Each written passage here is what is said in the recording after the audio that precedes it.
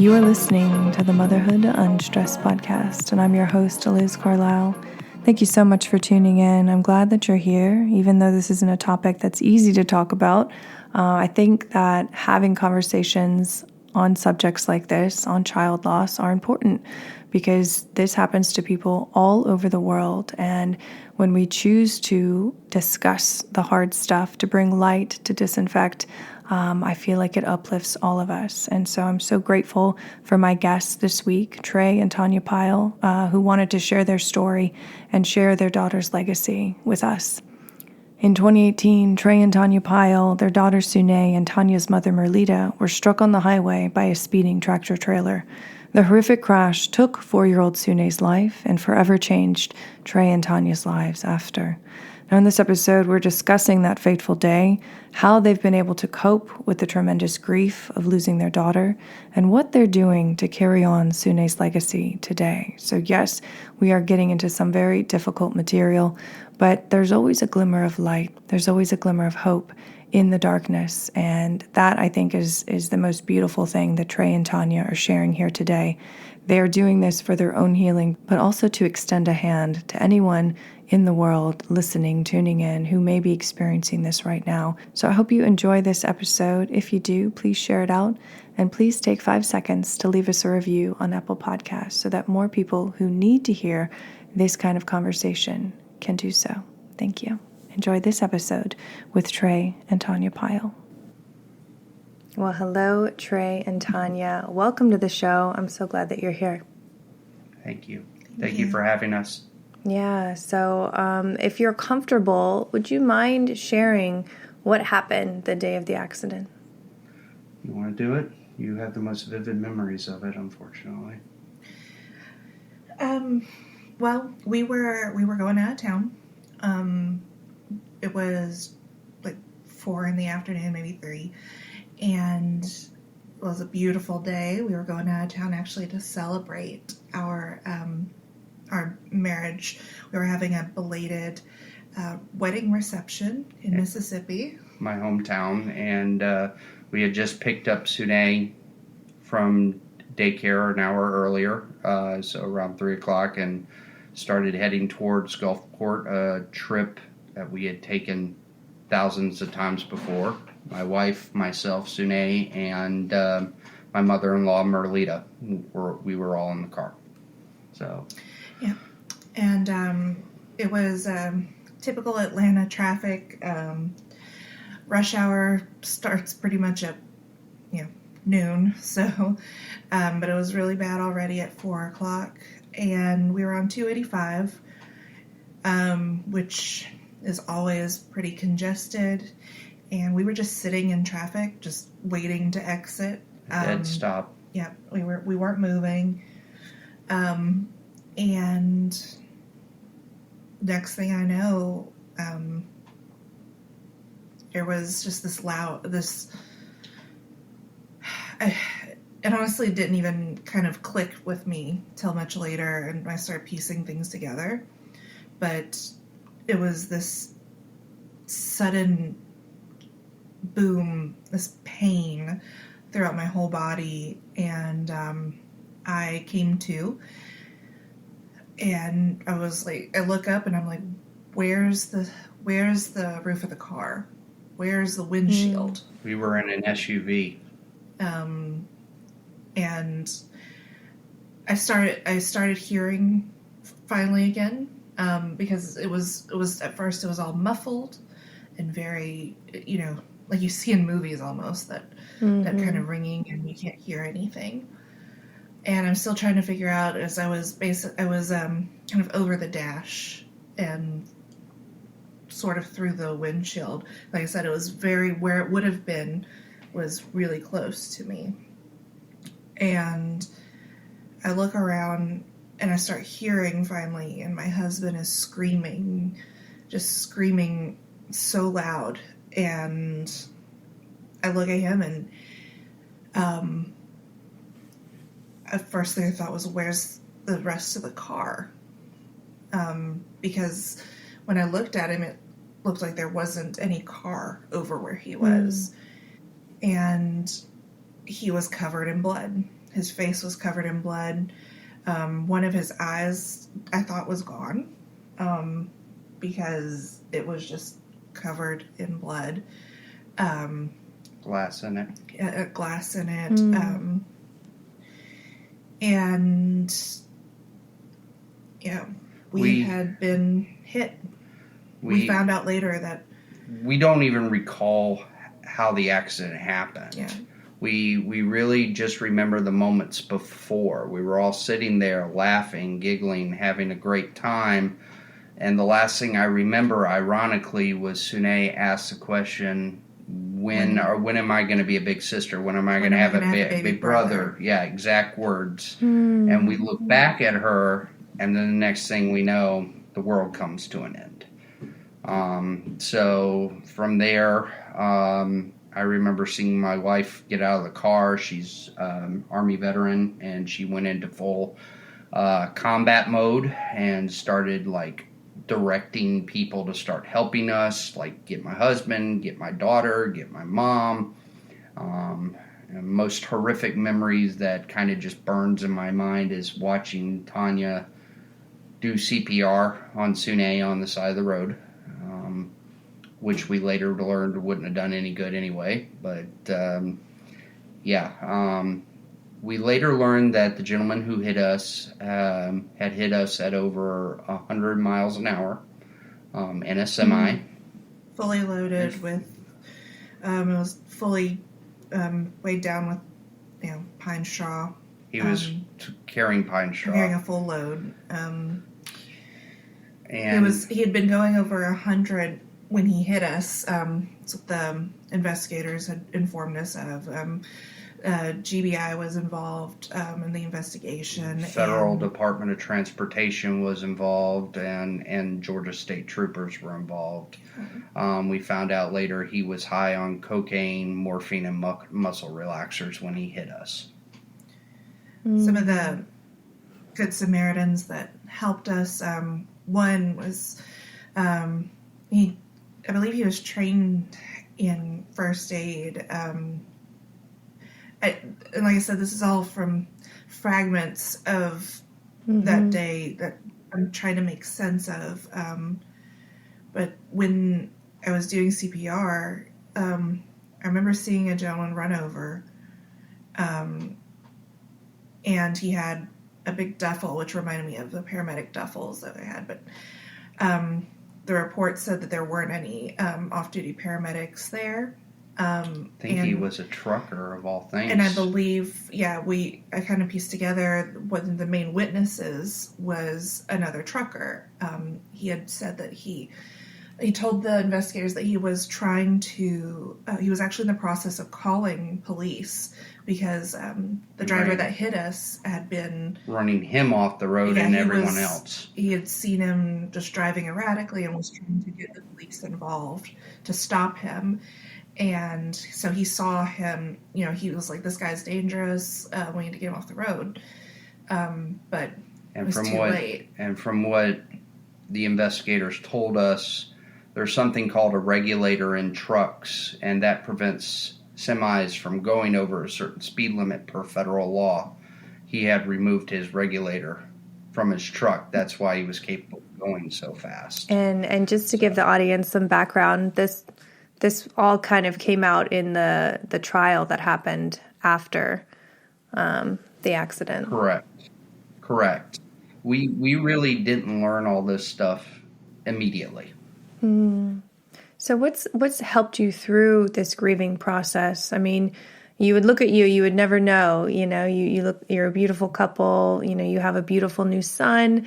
What has gotten you to this point to where you have been able to overcome this? And, I know it's never ending, but what gets you through the day? Well, honestly, it wasn't until, a lot of therapy for sure. When it first happened, we were going almost every day, at least 3 times a week. But honestly, I feel like we were just getting by for a while. I want to say up until about when our son was born. You go through the motions. I will say my crutch was my wife. I probably leaned into her more than I should have, but she put a lot of her own pain and sorrow on the back burner to get her mom and myself through our pain, which I thank her for every day. And I'm like, we've had some deep conversations in therapy about how in the world did you not fall apart during that time, because she was my therapist. She was my crutch. When I was literally on the floor in a fetal position crying some days, she was there to sit with me and just talk me through it. And I think in the end, a tragedy like this could either make or break a marriage. In fact, the statistics are that a marriage that involves the death of a child is 85% more likely to end in divorce than any other marriage. And we have spent every waking moment fighting for each other and keeping each other balanced. I'm not saying that every day is heavenly and every day is good, but we know the kind of sources and roots of our problems, related to it. I think we kind of have this. We often have these moments where we're like, okay, this is basically rock bottom. Not just in life. The worst thing you can imagine happens.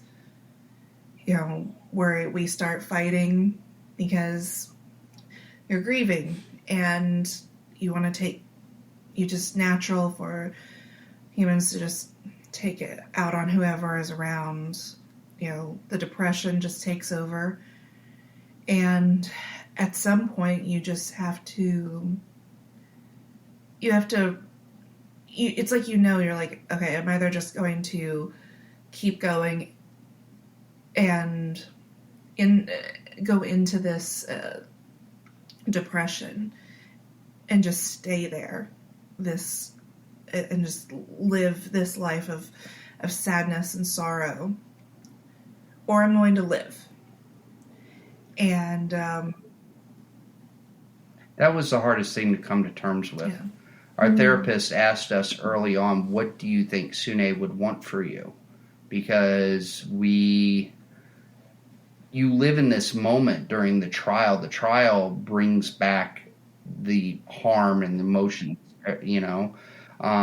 So we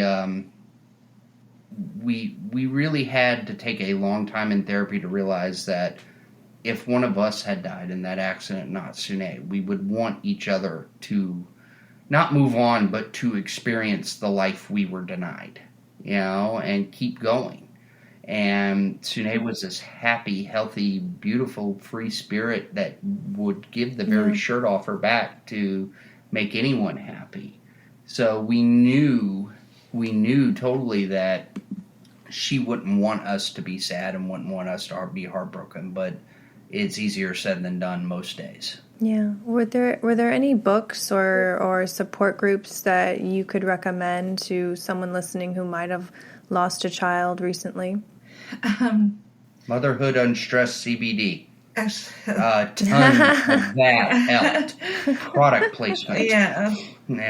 But I was definitely actually making several orders to help me kind of get through the depression, help with my sleep, anxiety. That was the hard part, is sleeping and not going back to the accident. And I swear the CBD put us in a non-aggressive dreamlike state. So our dreams were usually happy, content when we were taking CBD very, very religiously. And it helped us through the nightmares. Not saying that the medications our doctors prescribed didn't help, but the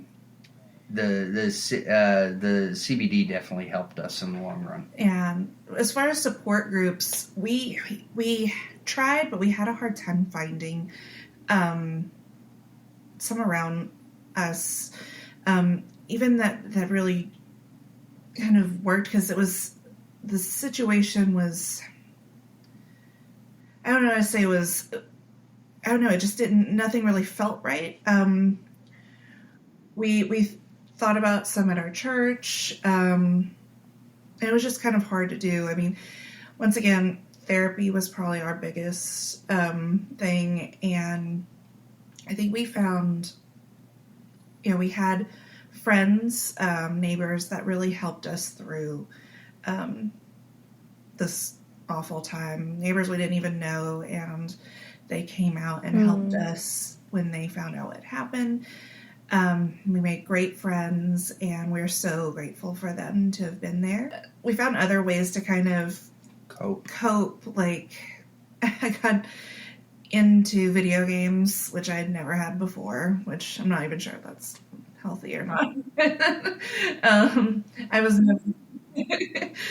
never into video games, and that kind of... We found hobbies, which was interesting because our therapist really pushed that on us. It was like, look, you've got to find a way to channel this negative energy. Right. And we met people through that, and we met others, and it's kind of like we ended up being pushed to people because of those things that we started taking on, those hobbies we started doing, and we met other people who had terrible tragedies, lost children, and met in such odd ways, and we were like, how did this happen? So it almost made you really feel like, okay, there's something out there pushing us towards others who are going through this. And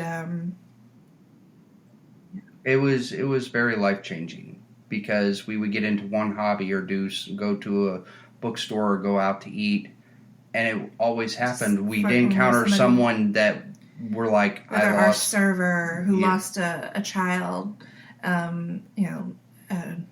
our grocery store manager, he became a dear friend because he lost a child, and too.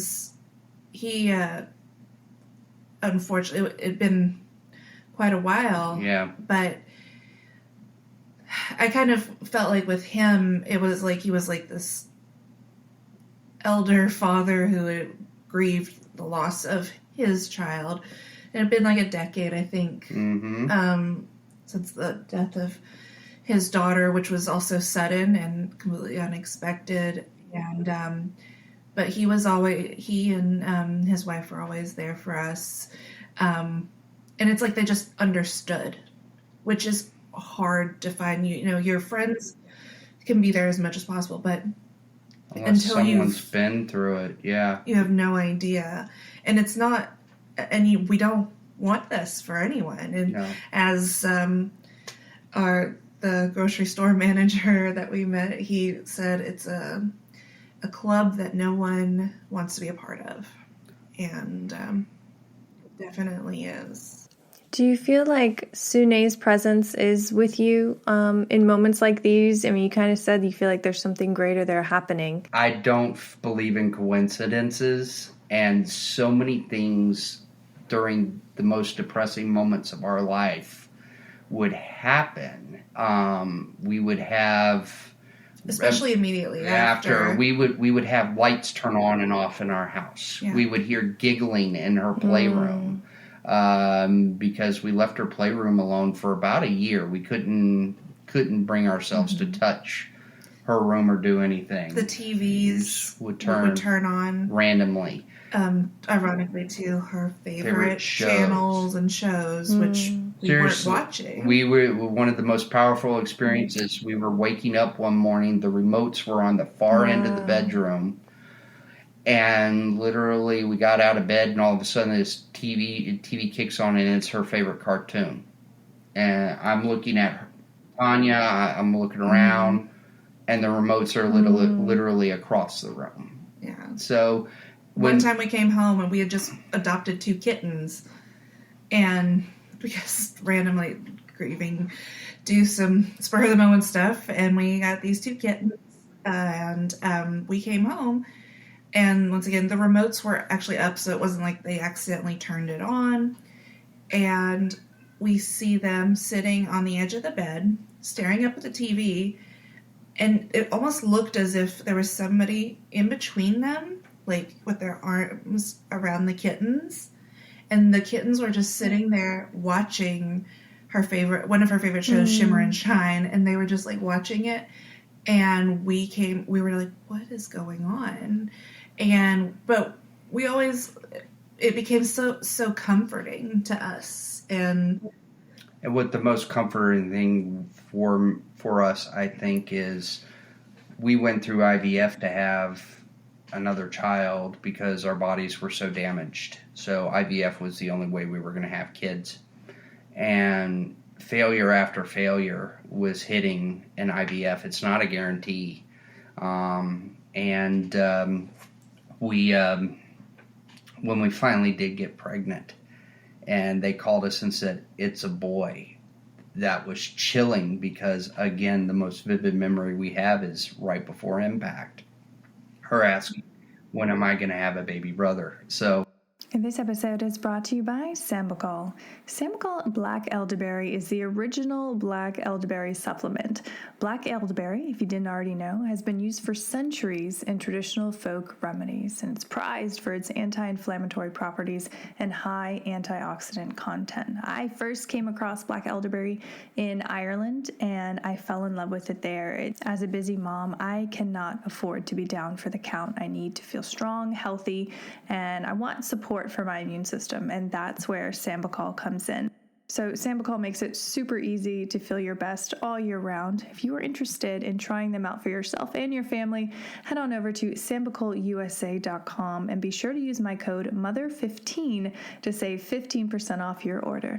And if you need any recommendations on which products to choose, they're all great, but my personal favorite are the gummies. They're actually my kids' favorites too. So I just pop them in first thing in the morning with the rest of my supplements, and I'm good to go. So when we found out it was a boy, we kind of looked at each other and was like, your sister had a hand in this. We didn't realize how much of a kind of a miraculous pregnancy it was. Our son, I think I was about 7 weeks along. It was right before I was supposed to go in for one of my blood draws at the IVF clinic, and I woke up one morning and I had severe bleeding. I just knew. I was like, I'm losing the baby. And we go in, ultrasound, everything's fine. But I had lost so much blood. I was like, I don't know how the baby could survive. But we kept he was saying, fine. I remember we kept praying to her on the way to the clinic, saying, talk to her, be like, please make sure your baby brother or sister, we didn't know at the time at 7 weeks, please make sure they're okay. And literally the doctors were like, we can't see any sign of bleeding. There's no sign of bleeding. He's tucked in there all nice and safe. There he is. And, we later on, we had to induce a little early. He wasn't getting any bigger. He stopped developing.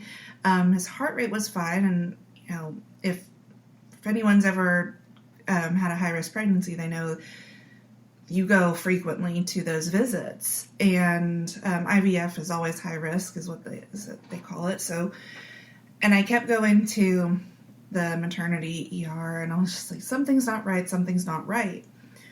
Well, we found out after he was born, because they could never find anything, but we found out after he was born, immediately after, the midwife saw he had knotted his umbilical cord, and that's why he stopped growing.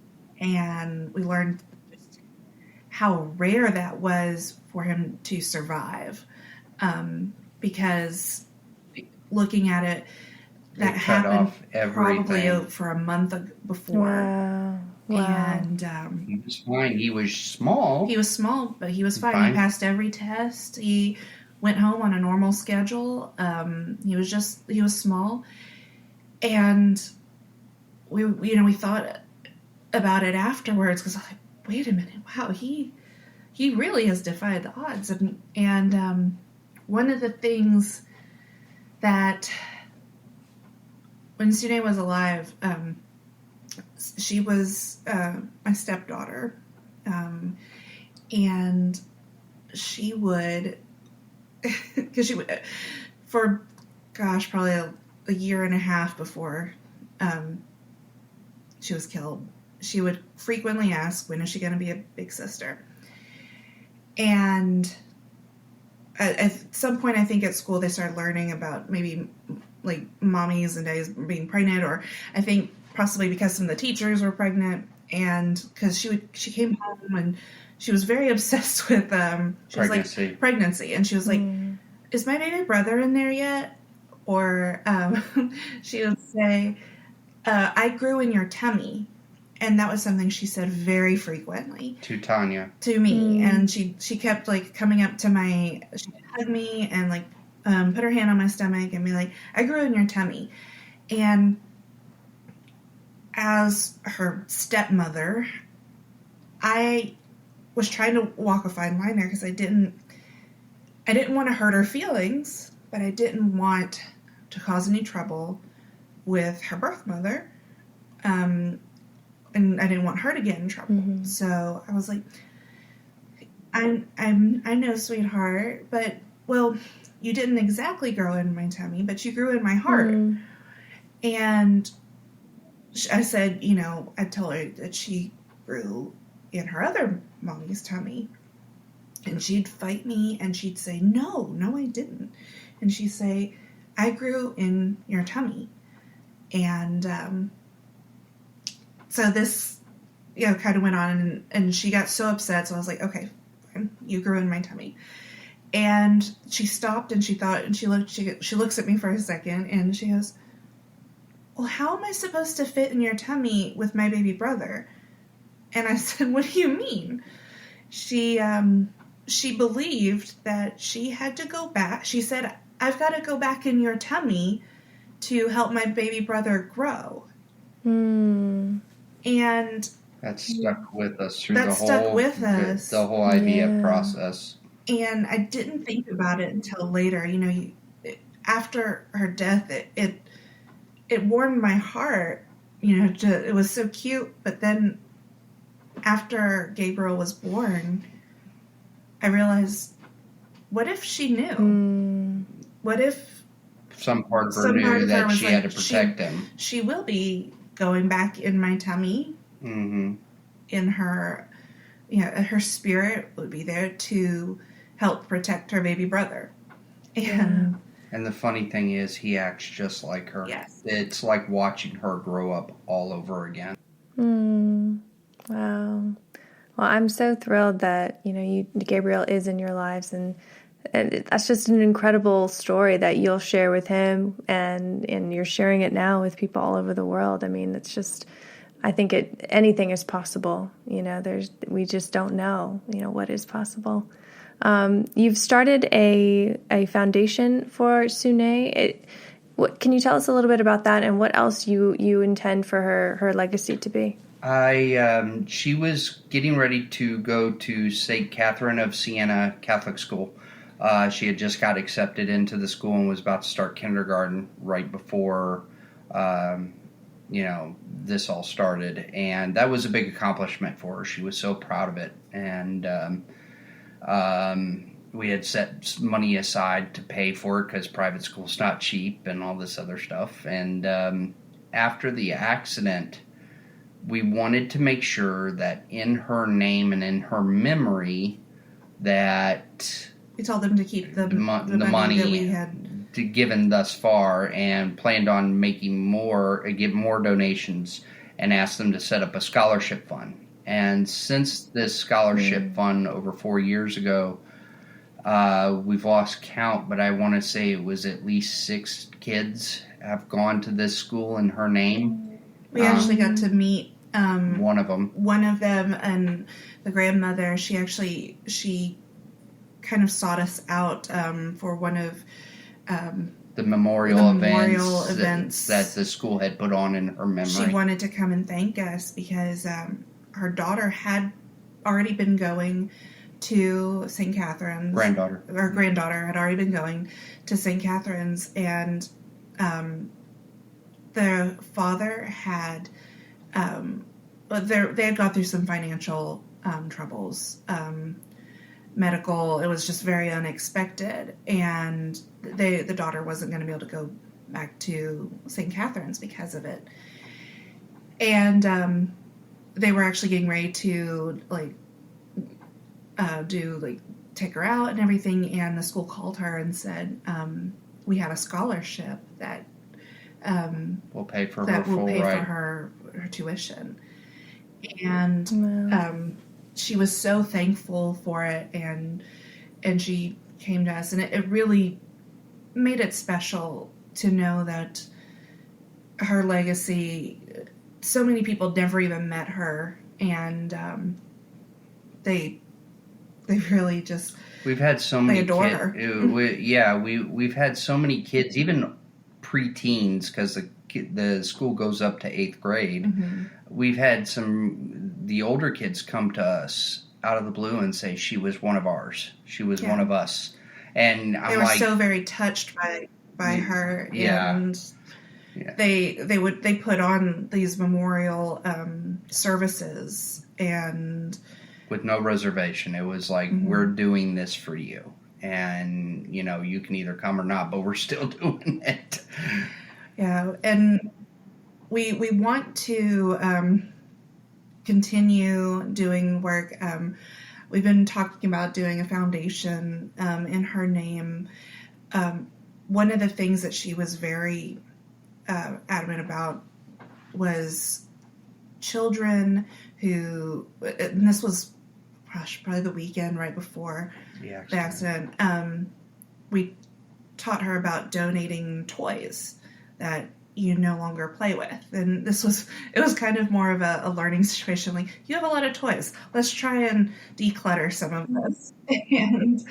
And so yes, we explained to her, it was like, there's some kids that they don't have toys. Their parents work really hard, but they still can't afford to provide toys for their children. And that resonated with her so much. And we told her just to pick 10 toys. She picked probably 100 toys. She filled up multiple boxes. She'd go around the house. She said, this is going to make another kid really happy. This will make another kid really happy. And,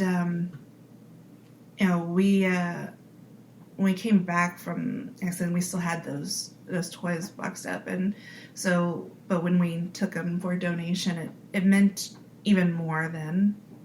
But we're still working on trying to figure out how to get started with a foundation. But after having Gabriel and, with Sune's interest of helping others in need, I've learned so much about mothers and who can't provide for their babies. And it breaks our heart to think of any mother or, any parent with a little one, and they can't provide simple things like formula if they're not being breastfed, or they can't provide diapers. And those are such necessities, and these little infants are going without, and they're not to blame for any of it. And so we're working on something like that. We're also working on a campaign, a letter writing campaign for Congress to change trucking laws. We learned, we learned that this gentleman had a criminal history, and we were like, how did he get a CDL? And he had a quote unquote brief window of good behavior.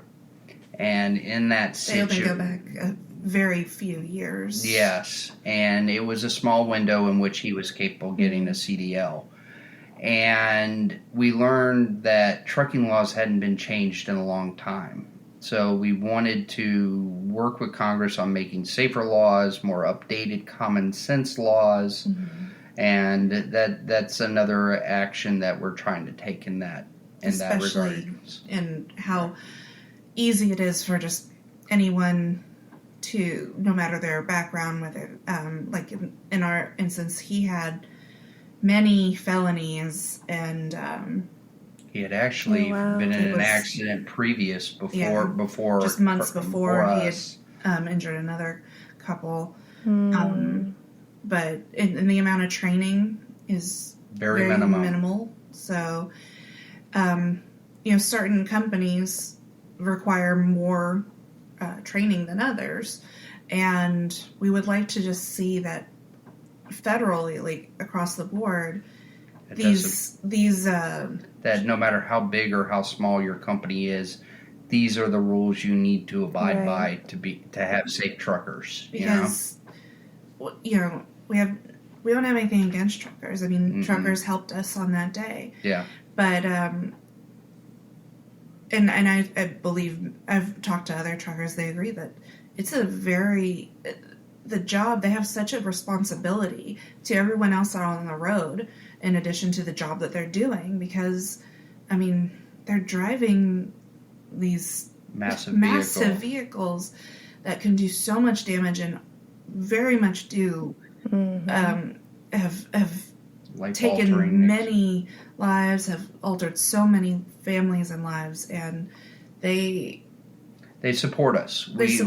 We hold no ill will towards anyone, and in that regards, we both just want to see families not go through what we've gone through, to put a higher standard and a better quality on the road in Sune's name. Yeah. Have you been able to forgive the trucker who took Sune's life? Next question. Yeah. Our therapist has taught us to forgive for our sake. I know it's going to take time. I think what we kind of both agreed on was it's not for us to forgive. Yeah. If you're religious at all, or if anyone is religious, then that is for God or whoever. He's got to answer to a higher power than us, and I'm not. We're not giving him the energy to think about him daily anymore. For the first year, we were obsessive, and that took a lot out of us. And that's where therapy came in to say, you've got to let him go, and we did. We ultimately did. And I mean, it took how many years to finally get? Almost 4 years. Just for the court decision for us to finish it. I mean, we just finished it in September of last year. And, this incident, the accident, the collision, him, taking Sune from us and completely altering our lives, me not being able to work ever again, my mother not being able to work ever again. Having a 40-year career snatched from her, me having to change, not employment, but change the conditions of my employment, which I was very lucky that my agency provided me every, ability to do that. But some people aren't as lucky in this world, I mean, it took, 3 years? Is that? I don't even... Yeah. But it took years for us because it was constant motion after motion of... And constantly being told in the courtroom, which was very hard, which was a hearing, it was an unfortunate accident. Even the day of his guilty plea. His plea deal, his guilty plea, it was still, this was an unfortunate accident. But I'm sorry, but I can't see that as an accident. That's exactly what the judge said when she sentenced him. She said, We're a country of laws, and our decisions on how we abide by those laws have consequences. And I thought that even that one brief sentence by her was moving. She didn't say much to him. She didn't have words for him. You could tell the judge was angry because she's a mother too. And he'd been a trucker for over 40 years, so he knew better. Yeah. And that just trying to get away with it by saying, "Oh, it was an unfortunate accident." He literally You got behind the wheel of an 18-wheeler, like high on drugs, and that's not an accident. That's your intent choice. At that point. Yeah, that was You your made choice. a choice, and we're not quite there in the forgiveness part. but I still hold on to the fact. I mean, there was very little remorse, and we, if any, I think from him, and that that stuck with me. I think there's, if somebody had done it, if he had been the type of person to be like, I messed up, and I am sorry. Had he not dragged this out for 3.5, 4 years and owned it from the get-go, he owned it from the beginning, then maybe there could have been room. But even to the very end, he was still mad. He was mad at us. Defiant. Mad at us for being there on his, the day of his sentencing and everything. He would always give us dirty looks every time he saw us in court. Oh, jeez. Yeah. Well, I'm so grateful for both of you that is now put away, that he is put away, actually. But just to kind of to end the interview and leave the listener with a parting thought, what would you say to someone who may, any parent, but maybe someone who has lost a child of their own? What would you say that you wish someone would have said to you when this first happened?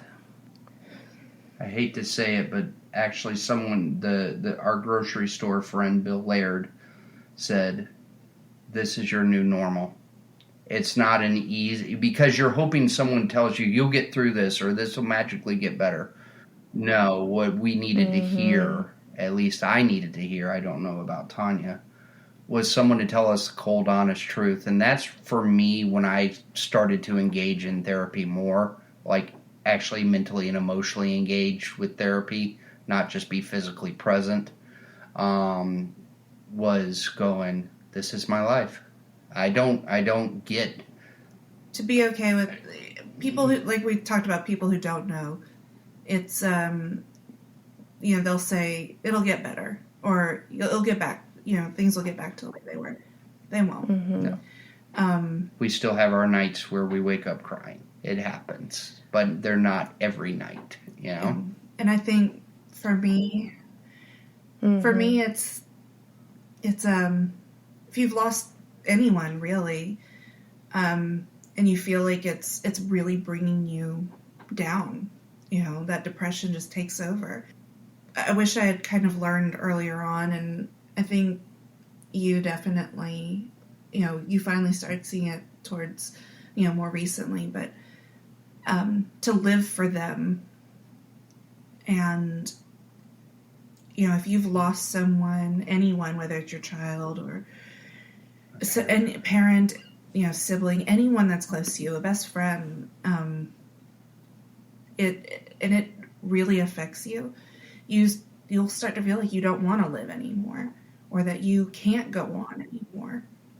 And you want to live in this forever mournful state. What's the point? You ask yourself, why should I keep going?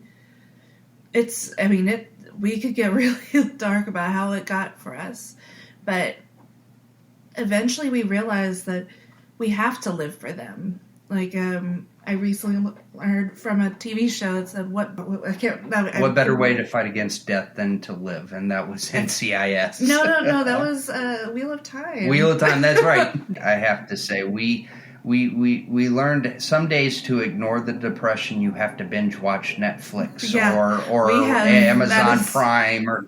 We watched so many shows. And being a couch potato is therapy too. Our therapist has said sometimes takes you out. Yeah, if you're like, if you can just get yourself out of bed and watch TV in the living room, that's better than what you were doing. Yeah. Yeah. Well, that's incredible. Trey and Tanya, thank you so much for getting raw and open about your story.